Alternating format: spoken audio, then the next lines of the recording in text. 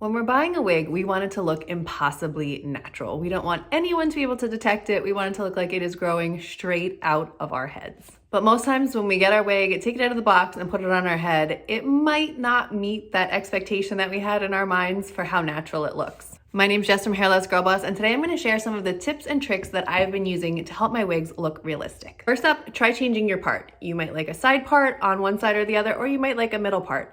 Feel free to change up that part so the wig feels more like you. I don't love where this part is right now, so I'm gonna go ahead and move it back to the middle. In order to change my part, I'm gonna mist the top section of my hair, take a rat tail comb,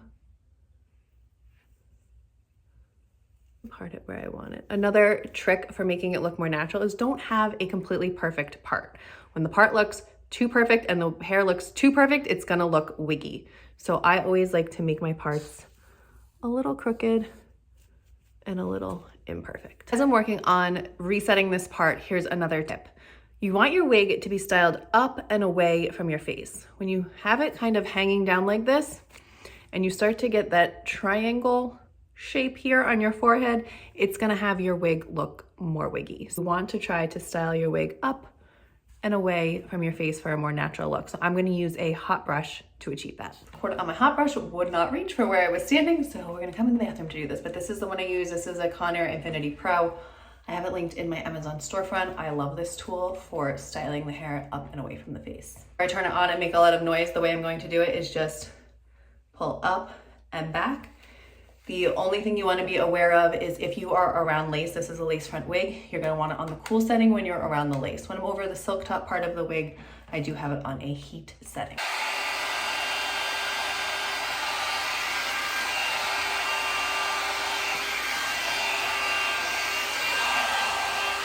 Okay, so there we go. The hair is blown up and back. It opens up your face. It makes it look much more natural than when it is making that triangle on your forehead. Other tip, if you do have bio hair to blend on the sides, it's always a good idea to just pull out, not a lot of hair, but just a little bit. And you can blend it here.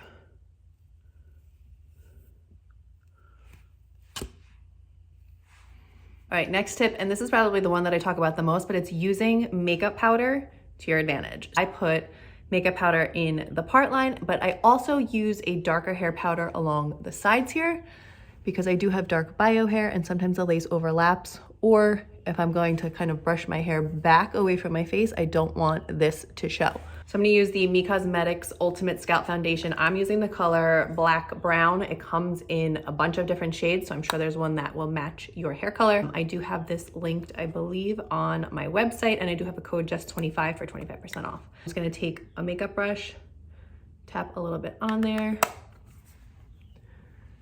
and then I will put it on the underside. So it gets kind of on the edge of the lace and you can already see it kind of disappear. Just like that. And it also can help fill in some of those sparser spots. It's a really great powder if you're trying to fill in your hairline a little bit and also disguise that lace. Same thing on this side. Just want to help that lace really disappear into your hair. So now if you want to pull your hair back like this, you're just going to see my gray hairs, not the lace. My main magic trick when it comes to wigs is my L'Oreal True Match powder. This I put on all of my wigs, probably almost every day, depending if I'm in a rush or not. There's lots of different makeup powders or makeups that you can use in order to define your part line, help hide the knots. I just like this makeup powder. This is what I've been using since I started wearing wigs. Some people prefer a creamier consistency. If you are gonna use a creamy makeup, I would recommend putting it on underneath your lace, not on top of your lace, because it can get in the hair. So if you're using cream, go underneath the lace and use a makeup setting spray on that. Some people like to use like the Taylor pens, which is almost like a chalk. You can use that also. Some people like to use lace grid tape. It all depends. So right now I'm wearing a lace front wig. So it is a lace front with a silk top, and I'll show you here. I want to define this part better and also blend from the lace into the silk top so that it is completely invisible. Taking an angled makeup brush with a spoolie on the end, and I'm just gonna tap tap into the makeup powder. Don't mind the mascara that's on my finger. And I'm just gonna go in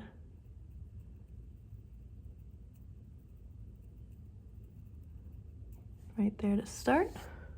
And you can go in with your spoolie to blend it. This is buildable, so if you need more, you can always go back in and do more. The thing with using this kind of powder though, it's not going to last days and days and days. You are gonna need to reapply it. Also, even though it is a silk top, I do like to take the makeup all the way back along the part line just so that it all blends together, is all the same color. And one tip, if you're buying a lace front, you want that transition between the lace front and the silk top to be pretty flat. You don't want to feel a big bump or a big step up at that transition, because that's going to be harder to disguise and that can be a dead giveaway. That's looking pretty good. So here it looks like just straight part. It's more defined, it's more visible, and that definitely makes a big difference with making your wig look natural. Another option for having your wig look natural is having your hairline traced. So I'm going to show you with this wig where I did have my hairline traced and customized. What exactly does it mean to have your hairline traced and customized? What they'll do is put the wig on your head and before cutting any of the lace, and they're going to trace along any of your natural hair that is poking out through the lace. Once your natural hairline's been traced using a water-soluble pen, a technician will go in and by hand sew in individual hairs to mimic your exact natural hairline. On this wig here, I did have my hairline traced and hairs sewn in along the hairline. I have a slight widow's peak. My hairline is not straight across, it's a little irregular. So you can see how it kind of comes down here and goes back up. This is also a good example of needing to clean my lace. Now, do you have to have your hairline traced and customized in order for your wig to look natural? No, not necessarily. It comes in handy when you have an irregular hairline or if you have a widow's peak. In order for your wig to look natural, you want it to sit back on your head where it belongs at your natural hairline. If you happen to have a widow's peak and the hairline isn't customized, you're gonna have to wear your wig down further to where your widow's peak is, and then it cuts off your forehead, and this does not look natural. Your wig to be able to sit back all the way to where your natural hairline would be. And that's gonna make a huge difference in making your wig look realistic. Aside from using the powder, I would say one of the biggest things you can do to help your wig look and feel more natural is have it trimmed and thinned. Personally, have had most of my wigs thinned. As someone who had thinner hair her whole life, when I first put on a wig, I thought it was so fun and so luxurious to have this big, beautiful head of hair. But when it came down to everyday wear and feeling really comfortable with wearing the wig, it was just too much hair. But this was my very first wig that I ever bought. Now, when I bought it, it was probably about this long and it was super thick. And I just remember running my fingers through it that very first time and thinking, oh my God, why didn't I wear wigs sooner? And I took it home and I wore it around, and yes, it was stunning and it was beautiful. But like I said, it just didn't quite feel natural to me. So I went back to Lena and she trimmed a whole lot off. As you can see, this was like a little lower than my chin length bob, and she also thinned it quite a bit. Having that natural density and being able to easily tuck your wig behind your ear and just feeling really comfortable with it, I think makes a big difference in how confident you feel wearing your wig and how comfortable you feel wearing your wig. Another wig buying tip, you wanna work with a brand or a shop that offers those services where you can go back and have your wig tweaked. Whether it's in person or mailing it back in, when you get that wig the first time, obviously you wanna try it on, wear it around, see how you feel in it. But if you decide, hey, I think I wanna have it thinned, or maybe you wanna have it thinned again, or you wanna trim it a little bit, you wanna be able to easily have that done and not have to search on your own for someone to do that for you. So always check with those brands or those shops that you're going to buy from and make sure that they offer those services. One more wig buying tip. So for example, with this wig, it was much longer and I had a lot of hair cut off. If you have a specific length in mind, buy a wig that is as close to that length as possible. That way you're not spending extra money on a very long wig and then you're just gonna chop it off anyway.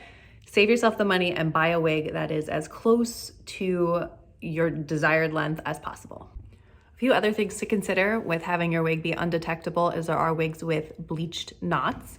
So for example, this wig here has bleached knots, and you cannot see a single knot there. Just know that if you do buy a wig with bleached knots, that it might not last as long as a wig with non-bleached knots, because you are applying bleach, which weakens the knot, weakens the hair. So the hair might shed a little bit faster than a wig with non-bleached knots. If you feel like it's your lace that's making your wig more detectable, consider cleaning it, because a lot of times makeup and then just normal dirt and oil can build up on your lace and it needs to be cleaned. So when my lace needs to be cleaned, I know I can see it much clearer on my forehead. It's a little bit darker, so I take micellar water and a washcloth. I'll soak my micellar water and then I will blot along the lace. Just be sure not to scrub it, and that can help the lace become transparent again and melt back into your forehead. I clean my lace probably 1 to 2 times a week, depending on how much I'm wearing it and whether or not I'm wearing makeup when I wear my wig. I hope you found this video helpful. Let me know if you use any of these tips or tricks and what you think.